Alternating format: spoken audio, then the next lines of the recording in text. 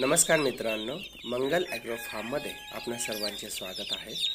आज आपण टर्की या पक्ष्यांना झेंटामायसिन हे औषध देत आहोत। झेंटामायसिनमध्ये रोगप्रतिकारक शक्ती चांगली आहे आणि चांगलं अँटीबायोटिक्स हे आहे। यामध्ये आपण मागेही सांगितलं आहे की लसीकरण म्हणा किंवा कुठलाही कार्यक्रम म्हणा जो कुक्कुटपालनाशी निगडीत आहे, तर जर सर्व कुटुंबाने एकत्र येऊन केलं तर आपलं कुक्कुटपालन जे आहे ते आपण यशस्वीरित्या चांगलं करू शकतो।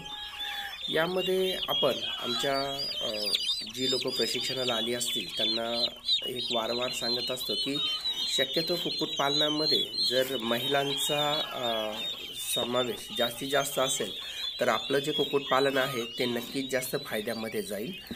तर आपण त्यामुळेच ज्या महिला प्रशिक्षणार्थी आपल्याकडे येतात बचत गट वगैरे, तर त्यांच्यासाठी आपण मुद्दामून फीज जी आहे ती कमी ठेवलेली आहे, जेणेकरून महिलांना कुक्कुटपालनामध्ये खूप काही करण्यासाठी चांगला वाव आहे।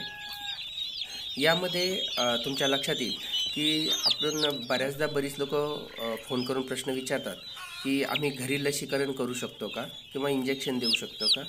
तर मी बऱ्याचदा सांगत असतो की नक्कीच देऊ शकता। एकदा जर तुम्ही ते बघून घेतलं की आपण ते करू शकता।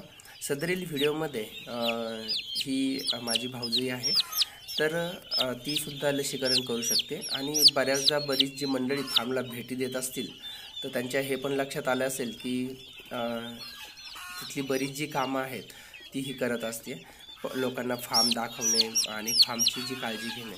तर या पद्धतीमध्ये महिला ज्या आहेत या खूप चांगल्या पद्धतीने लक्ष ठेवू शकतात। म्हणून आपण जर महिलांना छोट्या छोट्या गोष्टी शिकवल्या, इंजेक्शन देणं, लसी डोळ्यातून वगैरे सोडणं, तर ते अधिक फायद्याचं होऊ शकतं।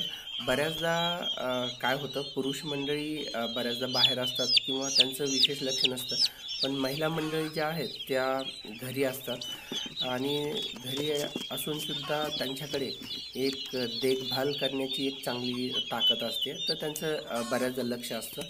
तर यातूनच जे आहे विशेष म्हणजे यामधूनच त्यांची सगळीकडे लक्ष देण्याच्या ताकदीमुळे त्यांना ह्या बऱ्याच गोष्टी माहिती होऊन जातात की कुठला पक्षी आजारी आहे, कुठल्याला काय द्यायला हवं आहे। आणि आपण जर त्यांना या ज्या सगळ्या गोष्टी आहेत ह्या जर एकदा समजून सांगितल्या की काय झाल्यावर काय द्यायचं आहे किंवा त्यांना जर प्रशिक्षण दिलं तर त्याचा जास्तीत जास्त फायदा होऊ शकतो।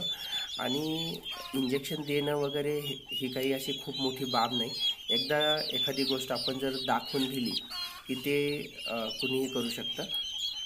म्हणून शक्यतो कुक्कुटपालन हे एक क्षेत्र असं आहे की तिथे महिला खूप मोठ्या प्रमाणात पण काम करू शकते आणि त्यांना वाव देण्यासाठीच जरूर सर्वांनी प्रयत्न करायला हवा।